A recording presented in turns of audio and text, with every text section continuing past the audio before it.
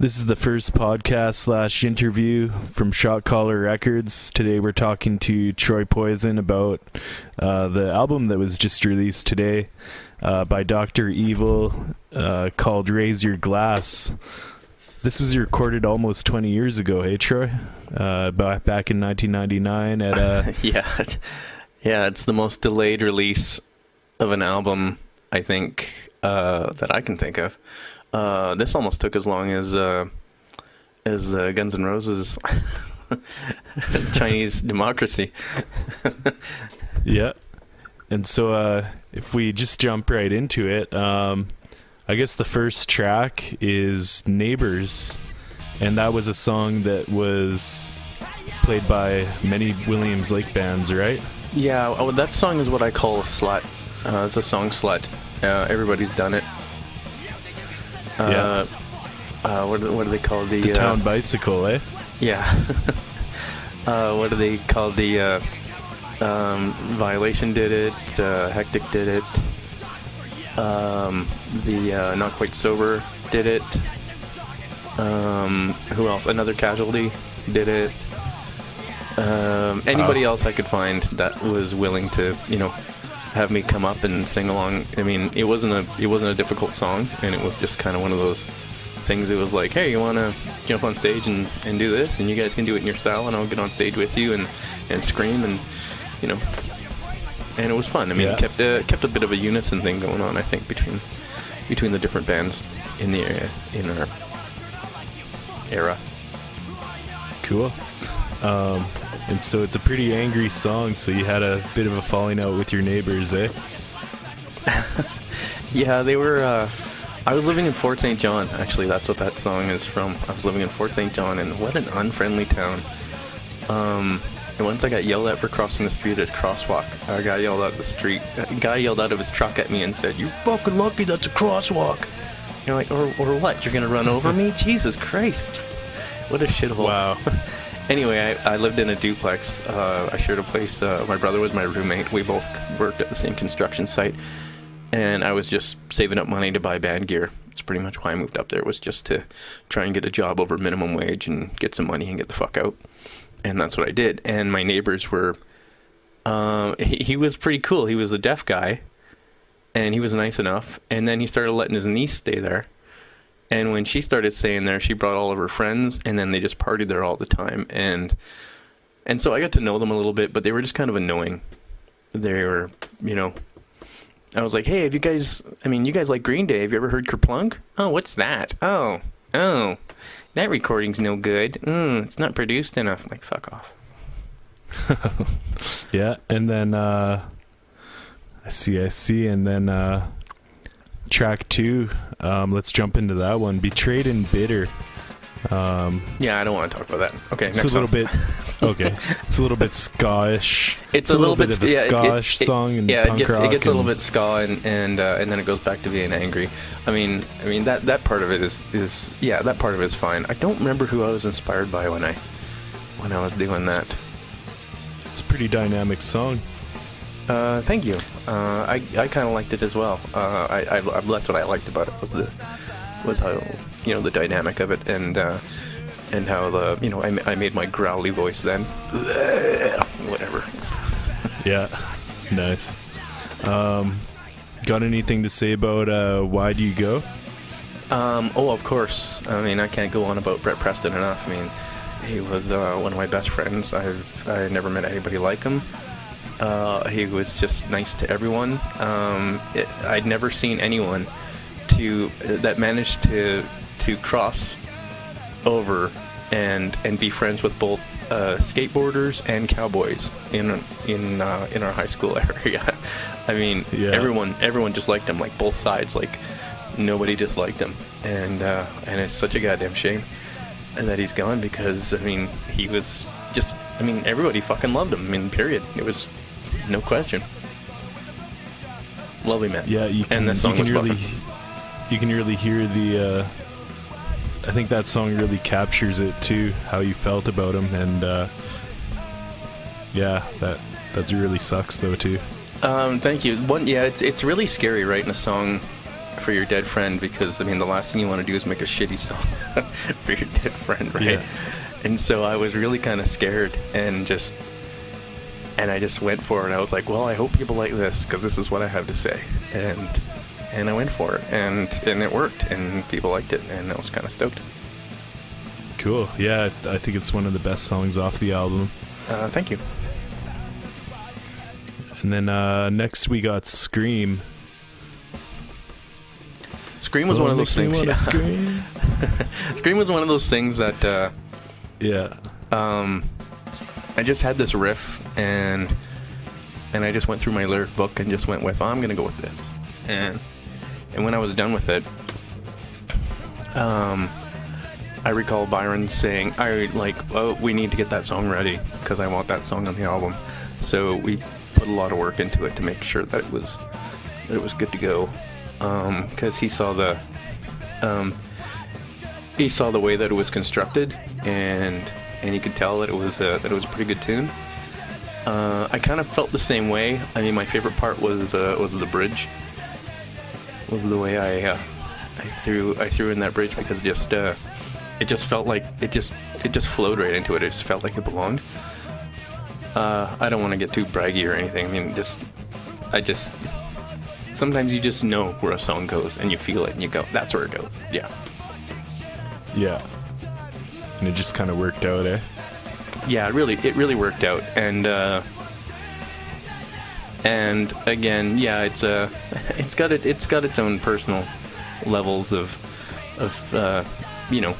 pain and betrayal, like all of my fucking songs. Yeah. They're either about being scorned by women or being scorned by friends. It's just a theme. And speaking of that, I guess next we have What Should I Do, which is a classic, and of another very dynamic song too, by the way, and quite the guitar intro too. Is there anything you want to say about that song?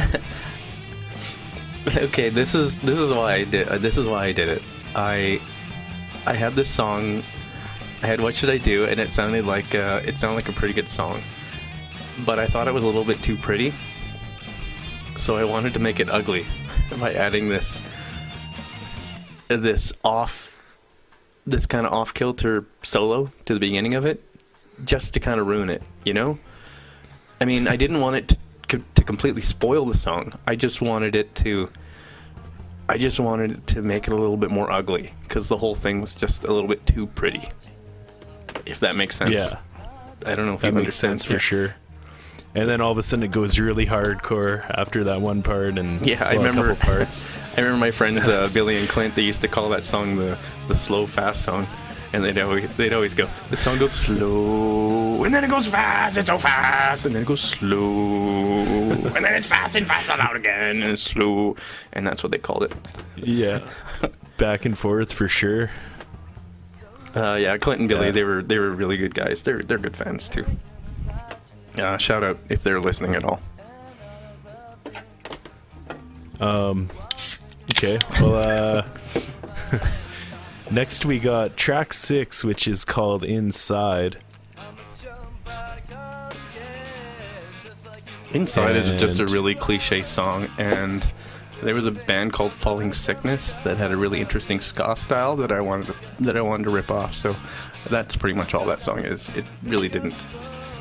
It really didn't have too much to it. I mean, not even the lyrics are really about anything or anyone. I wanted to make that. Yeah. Okay. I guess we can skip over to Everything Ends, because I know that one has some history.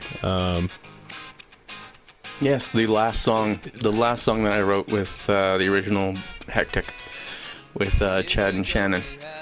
That was the last song that I wrote, and the last time that we played it was at a Battle of the Bands. Oh man, I can tell you. Oh, we played it at a Battle of the Bands, and I hit Chad in the head with the headstock of my guitar. He got so mad at me, and we didn't even play the song properly. It was just, the whole thing was just a massive fuck up, and when it was over, we didn't say a word to each other. We just packed up our gear and just fucking left. We didn't even stay for the rest of the show. Sounds about right. And that was that's how hectic. Well, that's how hectic ended. We just didn't say a word to each other. Packed up our gear, went back to the house, and the next morning, I think the next morning I packed up and moved to Kamloops, and that was that. it's kind of ironic because everything ends, right? Yeah, everything ends, and it ended with a thud, not a bang. Is kind of what happened. Yeah. So I mean, Yeah. I wasn't too impressed with that, but I was, it was a song, and the fact that it only really got to be played once with the original Hectic lineup that I wrote it with is interesting, because the only way it lived on was by playing it with other members. That's the only reason why it lived on. But it's a good tune, and the reason why we played it wrong is because you know how it does a verse, and then it does a verse, and then it gets a little bit louder, but the band doesn't kick in yet, right? But by history, most of my songs, I will say, kind of when it hits that third verse is when it's going to kick in. But I wanted to do the opposite of that. I wanted to get a little bit louder, but not kick in yet, and I wanted it to kick in right at the end of the song. And of course, we hadn't practiced it enough, so when we did do it live, everyone kicked in at the wrong time, and I went, fuck. Goddamn son. Oh, boy. Don't you love when that happens? Well, yeah. I just went with it. It's fine. It's fine. We had fun. I mean, I mean no disrespect, of course. I mean, it was fun. We just, we didn't practice it enough properly, and, and didn't get done the way that I had envisioned. It's not a big deal. That's history. The recording of this, though, I mean, I want to talk about how this is kind of getting mixed up, because, I mean, this recording wasn't really the Raise Your Glass recording. We're kind of mixing up a bunch of different things here. Bunch of old Hectic and Bestis songs, yeah, a bunch of old Hectic right? and Bestis songs together, and because Bestis was a band that Byron and I wanted to call the band Bestis, and Derek didn't want that, and I can tell you about that.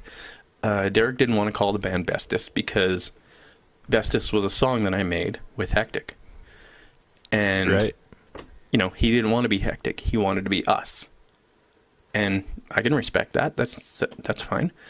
I mean, everyone's entitled. Everyone got a say. I mean, that's how I like to work it. Everybody gets a say. So he didn't want to be Hectic. He wanted to be us, and he didn't want to have our name associated with the song that I wrote with Hectic. I kind of thought the whole thing was moot, as most of our songs were songs that I wrote with Hectic anyway. However, he still wanted to pave a way for something different that was his own. Again, I'm totally cool with that. So that's cool. That's why we ended up being called Dr. Evil. And then when I rejoined in Vancouver with Shannon, we went with the name Bestist. So, I mean, sorry, go ahead. Well, yeah, I was gonna say there's one more song before the two songs that kind of separate from the album, but I mean the shortest song on the album is So Long, which is kind of ironic too, because it's not a really long song. But I know that's not the Oh, I see what you're saying, yes. It's so long. It's so long. So long is not so long. Yeah. It's actually so short. Yeah, short and sweet. I don't know if there's anything you want to add about that song, but as I kept playing guitar, I got worse and worse at playing that song. That little notey thing that I did, I just got worse and worse and worse at it. And I remember I was playing with Bart at one point. He was my drummer. Yeah. Bart from 100 Mile. There's only one Bart. And I recall him saying to me, Do you do this thing that the rest of us do, where when you're not rehearsing with us, you practice?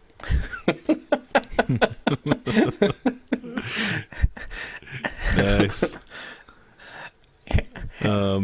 He was the best at giving me a hard time. Yeah. Sounds about right. And then I guess the next two songs, Acceptance and I'll Wait Here, they were recorded at a different studio with your original drummer Shannon, and recorded by Derek Pickles, who ended up being the drummer of Dr. Evil. Yeah, Derek. Derek was our drummer, and he ended up being our engineer. He went to an audio school, whatever you want to call it, technical trades or trade school, and he wanted to learn how to do recording and mixing. And he needed a band to record, because as your final project, you actually have to mix and record a band. So most of our recordings actually came from that, because my buddy Tony that I worked with in Boston Pizza, he recorded me a few times too, because he needed a band. Like, it's odd how difficult it is for a student to find a band to record for free. It's because my name kept coming up, and I'm like, they're like, well, do you got any free time? Yeah. Do you want to get recorded? Okay. So I was just there. But yeah, Derek ended up being our engineer on what songs did you say they were again? Acceptance and I'll Wait Here? Yeah, Acceptance and I'll Wait Here, yeah. And I did I'll Wait Here. I did vocally, I did that in one take. I'd been practicing vocals, and I had been, I mean, not in my apartment, not singing out loud like a shitty LA apartment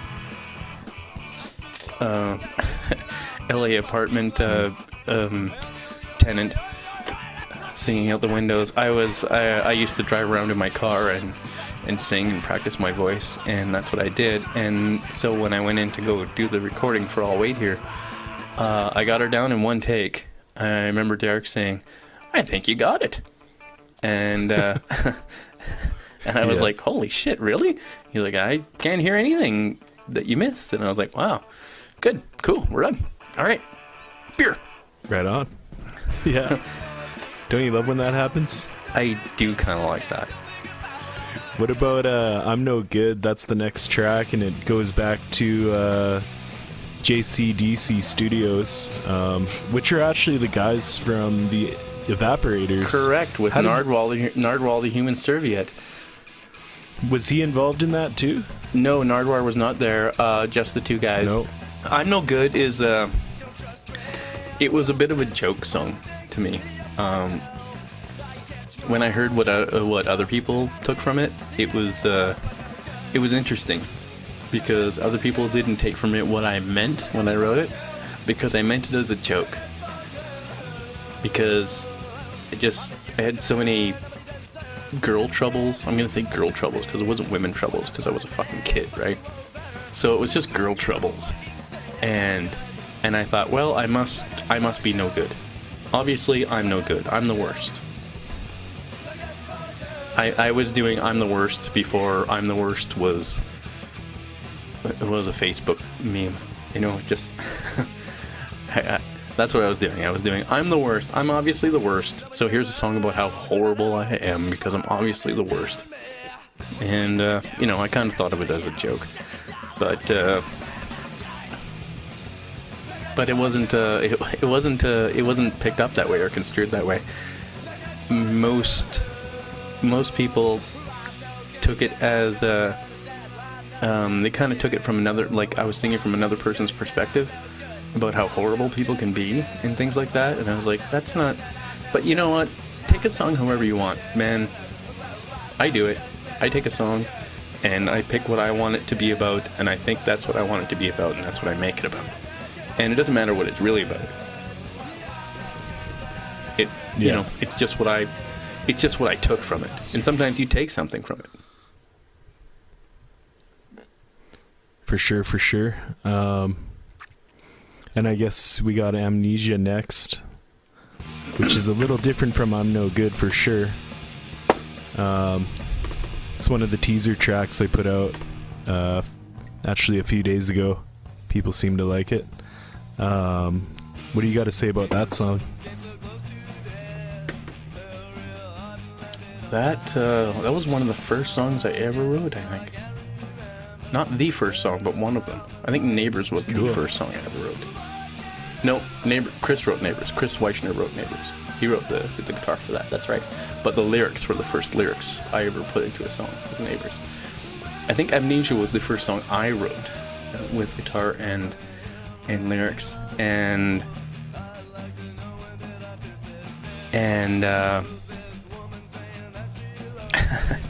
I was living in a mobile home.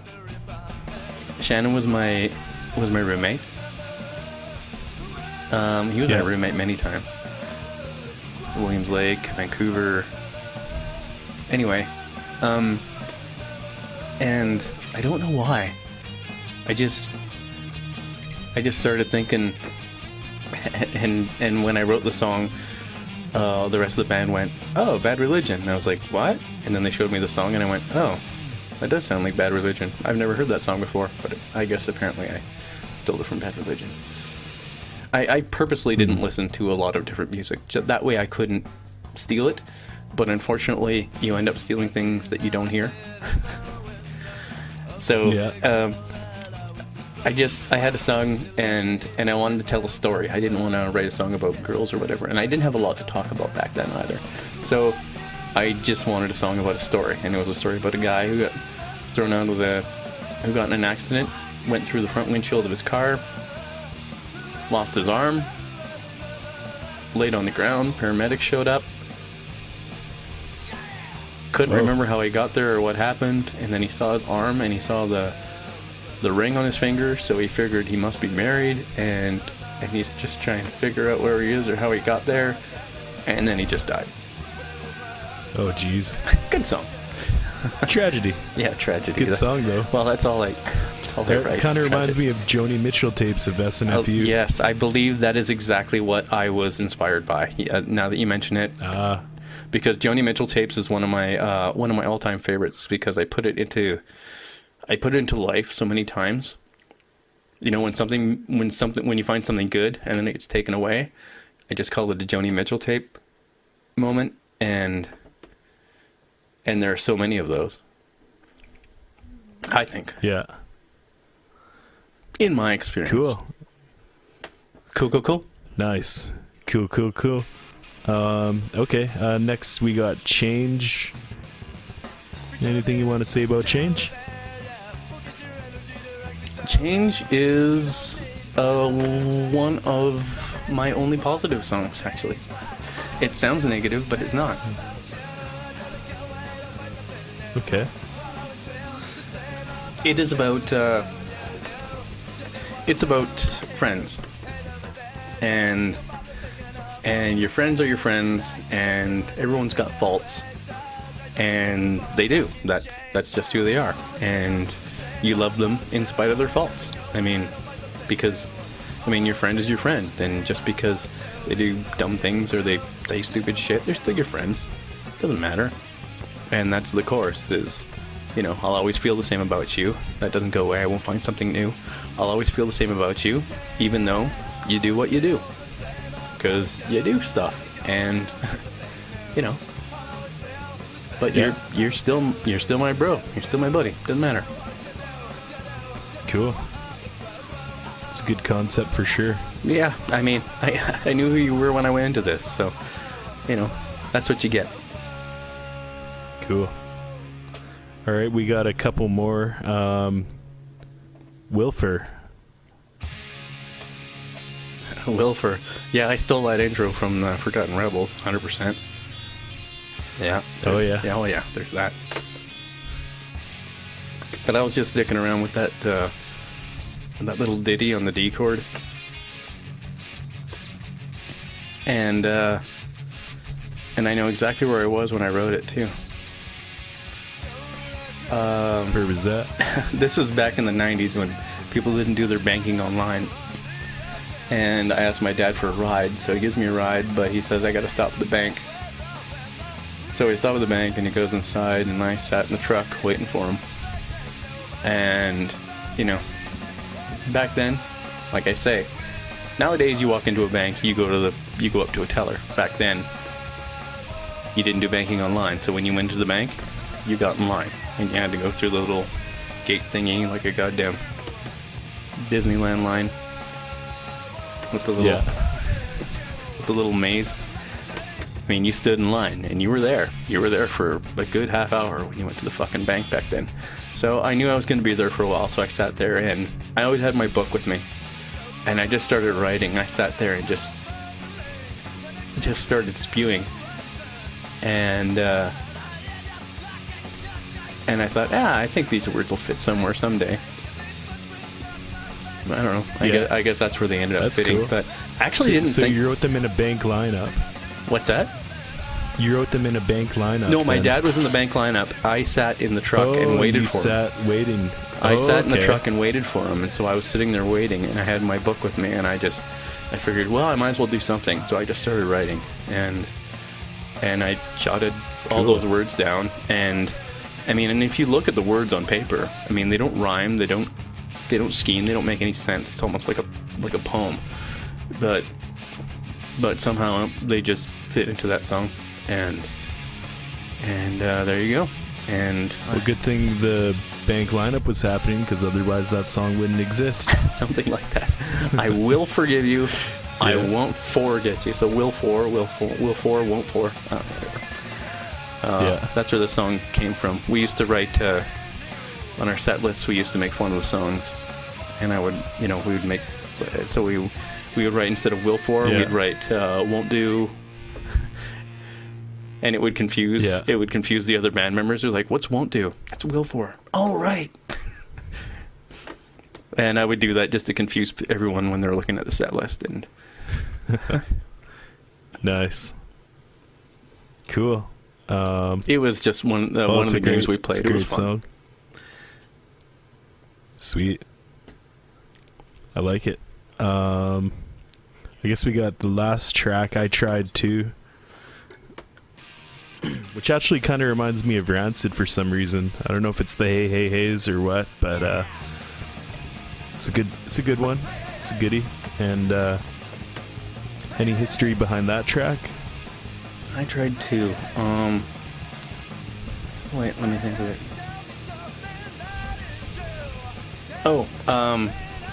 Yes, I know exactly why this song happened. Derek wanted to play faster, and he wanted all the songs faster, and I kept telling him, no, we're not speeding up any songs. We're doing them like this. And he was getting I don't want to say he was getting upset, but he was, but I could tell he wanted to do like a really fast song. So I went home and I wrote a fast song for him to play, because I know he wanted to play fast. And I remember bringing it to him and showing up at practice. And he was doing it kind of like a little bit slow, and I was like, no. I wrote this so you can play fast. So go nuts. Do it. And he got this big grin on his face, and he went, oh, and he just like went nuts on the drums, and I was like, here we go. Awesome. Let's go fast. Here's your fast song that you wanted. That's nice. I want my other songs how I want them, but you want a fast song? I'll make you a fast song. I'll give you a fast song. And the chorus, I see your lips moving, but I can't make out the words. That's all Billy Madison. I don't know if you've ever seen the movie. Yeah. I see your lips moving, but I can't make out the words. I'm left. Okay. That's what that's from. Yeah. So the whole song is nonsense, but I just wanted to make a fast song for Derek. Nice. Sometimes cool. I do nice things sometimes. I'm not always a dick. I'm just mostly a dick. Okay, so the artwork of the album cover artwork has a guy in the corner cross-legged with a bottle beside him, and that was done by your bass player Byron. And I believe he was inspired to do that because he saw you in that position in your house with a bottle beside you, right? No, that actually wasn't him that saw me. It was Shannon that came downstairs. That was one of the first panic attacks that I had. Back then, I mean, we didn't have the internet, or we didn't really know what it was. I didn't know what a panic attack was. But apparently, I mean, I guess I had one, and it just, I mean, I was just, for no reason, I just started crying, and I ran downstairs into the basement, into the room where we practiced, and I found a corner, and I huddled up in there, and I grabbed a bottle of 5-star whiskey, and I just sat there and huddled in a corner. And then Shannon came down and found me and said, "What are you doing?" I said, "Oh, nothing, don't worry about it." He's like, "No, you're doing something." And I'm like, nah, I'm just sitting, I'm just thinking, no big deal. I mean, I didn't want to, because I didn't know what it was. I didn't want to say like, "Oh, I'm sitting in a corner crying," you know, Yeah. because I'm a pussy. Like, this is back in the day, so I didn't, I didn't want to look like that, and I didn't want to feel like that either. But he said, no, something's up. What's wrong? And and he was there for me, and he said, just, it's okay, just I'll leave you alone, just take it easy. And I said, I'm fine, I'll be fine.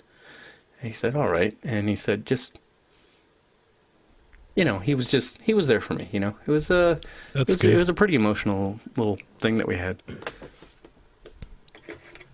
Oh, Yeah, cute, hey. very cute. Shannon and I were the people that could finish each other's sentences. We were that close. Like, I mean, I would start a song and he knew exactly where I was going with it, and so it became a contest. I would come downstairs with a song, and I would do something different with it that he wouldn't know where it was going. Just so he wouldn't know where it was going, just to fuck with him. And guess what? He always knew where it was going. Yeah. He always knew where it was going anyway, no matter what. He was Nice. He kind of had an idea. He's like, I know he's gonna button hook me on this one, so he. So he was ready for it, and as soon as my guitar changed, his drum would change with it, and I was like, fucker, you followed me. How'd you find it? It was fun. Yeah. It was a fun game. I mean, that's how we did it. Cool. I mean, living in the Hectic House was one of the greatest experiences of my life. When we didn't live together, getting together to practice or trying to find time for us to practice, it was a bit of an effort. So, we had schedules. We had to show up at certain times and get things done. Otherwise, we wouldn't get together and practice. As soon as we all lived together in the same house, all we had to do was walk downstairs if we wanted to practice. Well, as soon as it got that convenient, it got too convenient. And when it gets that convenient, you just don't do it anymore. And then we just stopped going downstairs and practicing. It was like, all we have to do is walk downstairs. All we have to do is walk downstairs and pick up an instrument and flick the on switch. And we're practicing, right? But Yeah. but even that became a little bit too much, I think we were just drained. Or were we together 4 years? Yeah. We were together 4 years, weren't we? I think so. Is there anything else you want to add about the album? You said something about the trip to Vancouver to record. Oh yeah, when we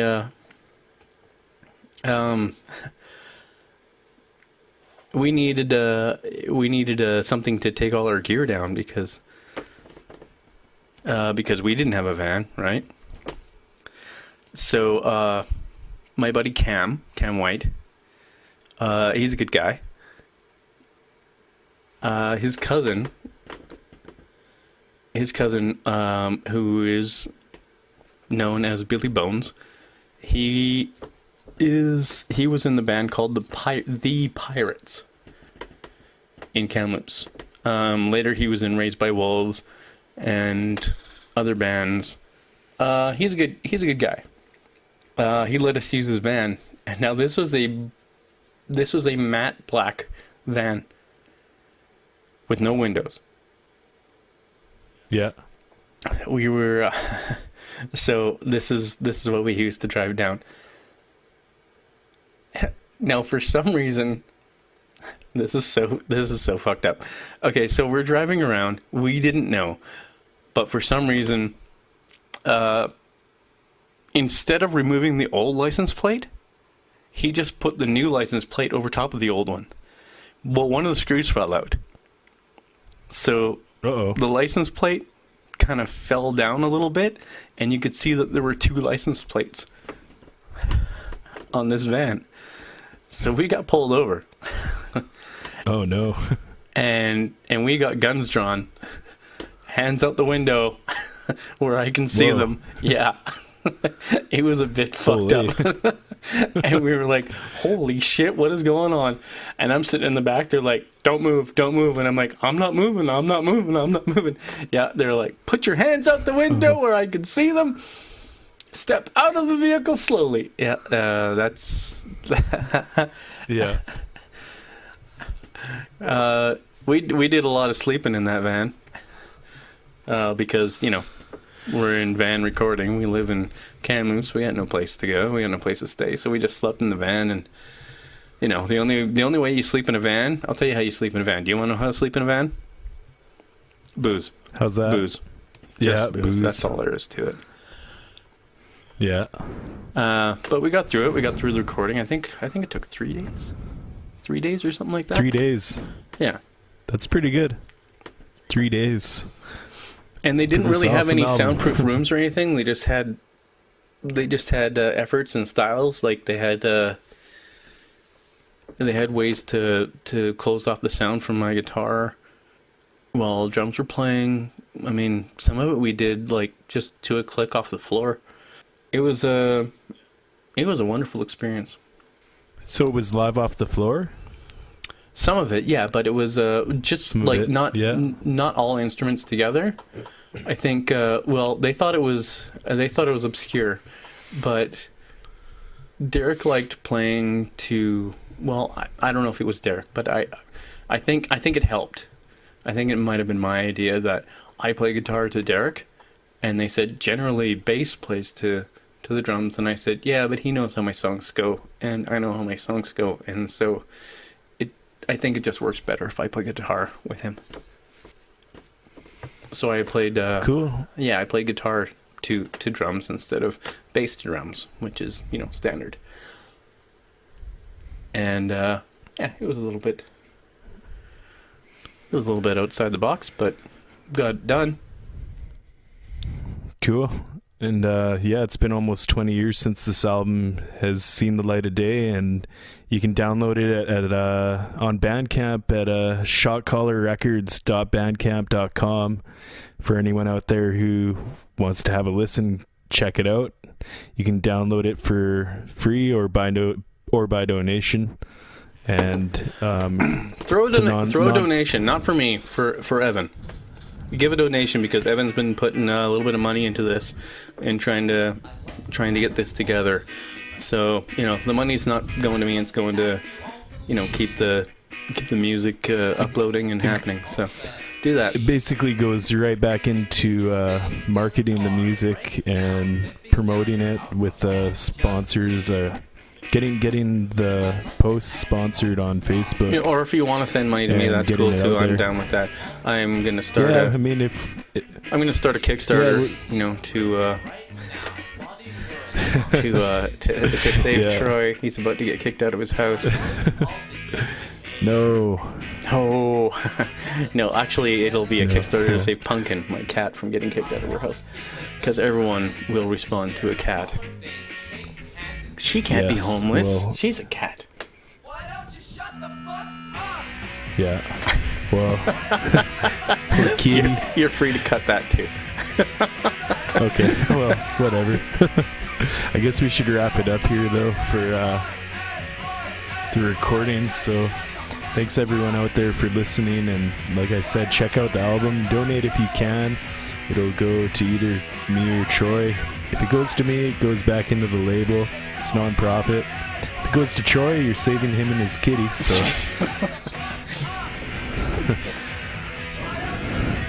Nice. See how it goes. Anyways, thanks for the talk, Troi. Thanks very much for listening to me ramble. It was fun.